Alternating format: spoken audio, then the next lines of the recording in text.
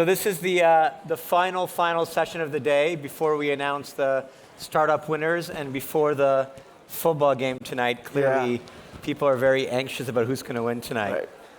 Right. So when Parag was the CEO of Twitter and he left, he had made a prediction that agents would use the web 1,000 times more than humans. So my first question obviously is, were you right or were you wrong? First of all, thank you everyone for staying. I'm between you and a wonderful meal in Paris, I hope. The prediction that Kareem's mentioning, 6 months after I left Twitter, I was hacking away at agents, and I wrote down one day, agents will use the web 1,000x more than humans. 1,000x was a made-up number. At the time, sounded crazy, and we're 3 years. It's been 3 years since then, and I think it's now crazier on the other side. I think I undershot at 1,000, and I should have, I think 1 million would have been a better guess than 1,000 sitting here today. Yeah, and that was quite an inspiration for you then to go ahead and create Parallel, which basically builds the web search infrastructure, not for humans, but for AI agents. So explain to me how that whole model works. Yeah, so I think anytime, what got me excited about building Parallel was two simple observations. One, this conviction that agents will use the web 1,000x more than humans. But second, that agents are different from humans. So in which way? In so many ways. They feel like humans, but they're not, right? Let's talk about the web and how humans interact with the web. Humans write incomplete queries. Humans click through on a random walk of the web. Humans are impatient, spend up to a second waiting for either search results or waiting for a page to load. Humans do not scroll down to page number 3 of any web page you load in front of them. Humans don't use grep on a web page, right? Agents are entirely different. They're limited by context. They can sometimes be very patient, sometimes be very impatient. Sometimes you need to bring a tight context answer in them. Sometimes you can dump large amounts of information. So as a result of these differences, it turns out you have to build new technology. So you have 1,000x the scale and a customer that is optimizing for different things and works differently. And so you get to build new technology and drive real progress in doing so. Yeah. And what's interesting is, and correct me if I'm wrong, but the way the model works, you've got the web on one side, you've got these AI agents which love to scrape for information and look around, and you're pretty much in the middle. Yes. You provide APIs and systems to then transfer, exchange, more relevant. What kind of information that's different from me just going and getting it? Yeah. No, let's just talk about some concrete examples, right? People here have probably used ChatGPT deep research or perhaps an agent in an app like Notion. I think there are many lawyers in the room using Harvey. But if you think of these agents, what are they doing? They are models within reason. People building agents or applications with them, give them access to tools. Some of these tools could be search my email, search my Notion. Another tool could be search the web, read the web. And then you put a model, you allow it to do many, many passes of deciding which tool it wants to use next, and keep going and keep going and keep going. Occasionally, you might give it a tool to write a file locally, and eventually it'll produce some work output, either as a file or because you'll give it an action space. That's what an agent is. And turns out, these models create this amazing illusion that they're smart and all-knowing, right? So everyone who builds agents or uses them assumes that the agent is all-knowing. Is what, sorry? All-knowing. That knows everything, right? Exactly. So if you have the agent, if you just I had an did with LLM. my little Claude, I put it and just assume that information is correct. Right, and it's listen, you take a LLM, any LLM, open source, proprietary today, which does not have a web tool, and you ask it, who is playing in the World Cup tonight? And it does not know. If you ask it, in 2011, where was somebody working? It does not know. It does not know the fresh data, It does not know anything in the torso or the tail. It knows the 42nd president of the United States and the year they were born. It remembers Wikipedia, but it doesn't. So it has all of these gaps, but it creates the illusion that it is all-knowing, right? Yeah, it's called hallucinations, right? Yeah, like hallucinations are a slightly different thing, but like some people call them hallucination when the information is not factually grounded. Correct. The thing though we're seeing is anyone building agents needs to give it a web search tool for a large majority of applications. Like now, people who use coding agents, I remember the first year that we used coding agents like Cursor, it used to not have web search tool. I remember going and finding a docs page from somewhere and copying it in there so that it would locally download it and locally index it alongside your repo so you could work on it. If you did that today, you will feel like a caveman. Like, at least for the people who are used to these products. Like, our expectations change really quickly. And so, now what we see is almost any agent, anyone who uses an LLM, most applications, you have to give it a web search tool. And we've spent the last 2.5 years building a large-scale web crawl, a unique differentiated ranker, extremely token-efficient outputs, optimizing for how agents want to use the web. And so it does tap into much more, to your point, any industry that needs predictable, more thorough data. Right.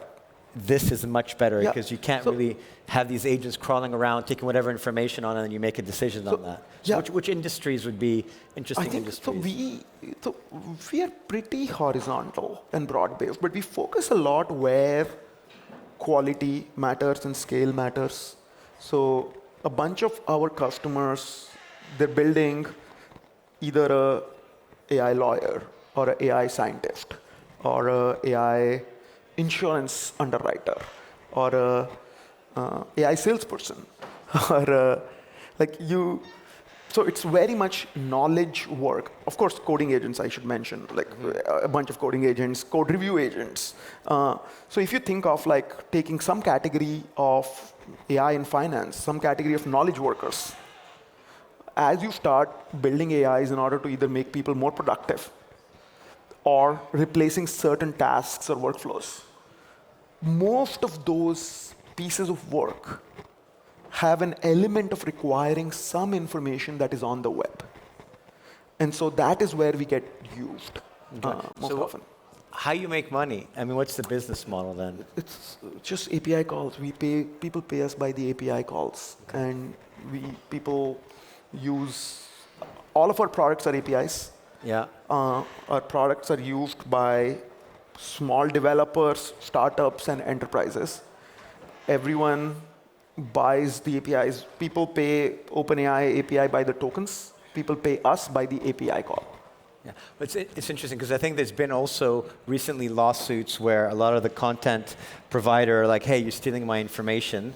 We don't have a really deal here. You've got AI scrapping all over the stuff. We need to make money. So I think one thing that we've talked about is, when you are at Twitter, you're quite familiar being in the middle. Because on one side, you've got the government who wants access to data privacy. Yeah. On the other side, you've got consumers who are like, don't touch, and you've got to navigate that.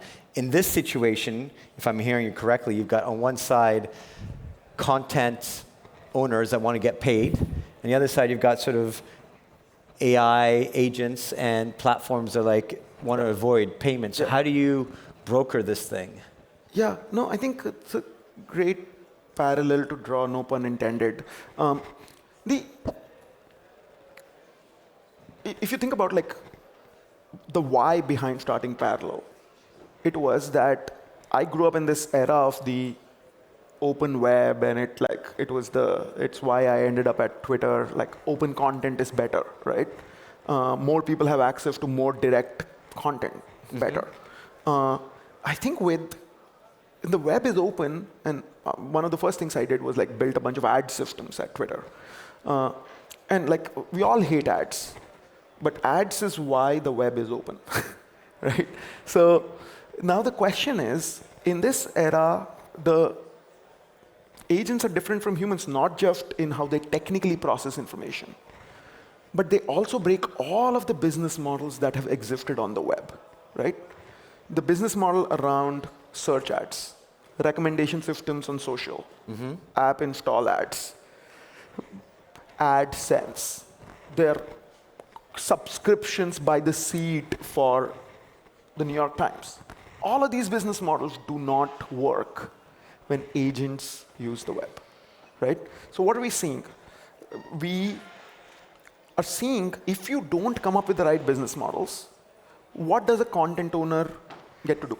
A content owner can... It reminds me a little bit of like what happened to the music industry. People kept downloading their own music. At some point, the industry said, enough, let's make a deal and sort something out. Yeah. Is it similar or am I different? It's similar and different, but let me tell you one fascinating thing from the music story, right? Like there was an era where everyone was, like there's Napster and BitTorrent and all of these, and they still exist, by the way. Yeah. And some people perhaps use them, but less so. It's because people built amazing products and packaged them like Spotify, Apple Music, and made deals. Now, not everyone is happy with the deals, right? But it works. Sides, yeah. It took a while for the music industry to become bigger than it used to be before the world changed on it, right? Now, in this case, though, the default path today appears to be content owners either shut down shop saying, I'm going to block everyone's agents, right? Now, that's not good for them because they're cutting off their customers. It's not good for customers because they want their agents to be able to read information so that they can save themselves time or they can get curated information. And yet, it is where things are going because we haven't figured out how to incentive align them. And the only deals that we've seen happen historically before we showed up were these fixed price deals with like a large lab or like a Google, right? Like you go and say, okay, I'm News Corp. I'm going to transact all access pass for 2 years. Now, I think that's not true incentive alignment. And I think coming back to your question around being stuck in the middle, I think you're not stuck in the middle if you figure out how to incentive align both sides. One of the things we've built at Parallel over the last couple of years with all the data we have, with all the traffic we have, is this model that essentially tries to rigorously measure the marginal contribution of information from a content owner. And then we try to pay them for it, right? But you get to choose the value, which is quite interesting. You get to choose what the content costs and what the content gets paid for on both sides.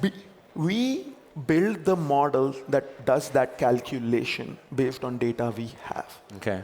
But the model is based on this.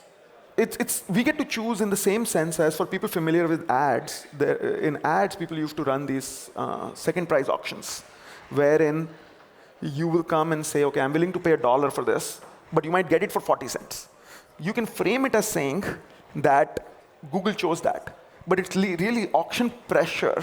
Of course, choosing it. Yeah. In the same sense, the math we're now doing is this concept called Shapley math, which is fundamentally about if 3 people collaborate and create a lot of value, how do you divide it up so that everyone's incentivized to collaborate? Well, it's like good old negotiation from business school, align Exactly. incentives. It's getting to yes, yes, yes, right?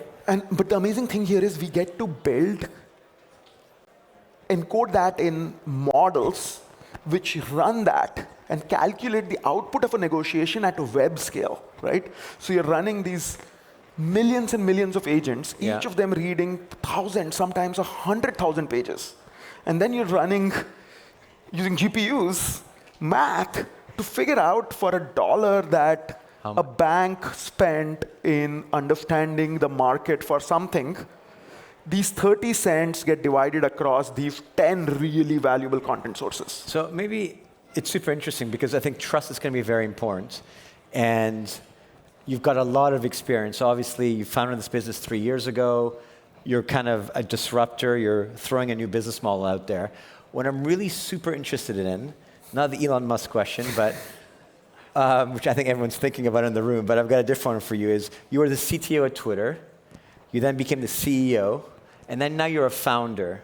So in those two transitions, which one do you think has been the most rewarding for you or the most stretching for you, and what did you learn from it? Is it the CEO to founder or the CTO to CEO? I think they're different in their own regards. I think the interesting thing is, at least I think of these transitions as what muscle you might have built in the previous job that you must completely lose or unlearn, right? So if you think about the job of a CTO at a large organization, 6, 7, 8,000 people, it is to look around at the organization, the leadership, the business, and try to see what is the gap and how can you shape yourself to be most effective in the context of business, in the context of the others around the table, right? One person leaves and you have to go fill some gap, some part of a gap. A new person gets hired, you have to go fill a different gap. And so if you're aligned big picture, believe in the mission, and versatile, that works well and you get to be a more effective leader. The day you become the CEO, if you start doing that, your company is going to die, right? At that point, you have to shape the rest of the company to whoever or whatever you are. You can't be shaping yourself to others around you or to the business. You have to shape the business around you. And now that you're a founder, and then maybe that's the last kind with founder, that's that part which feels a little bit forced when you're not the founder comes easy, because like you're there on day one and literally your personality gets encoded without intentionality into what the company becomes, what the team becomes, and like what the business is. You get to pick it. You get to pick every one of these ingredients.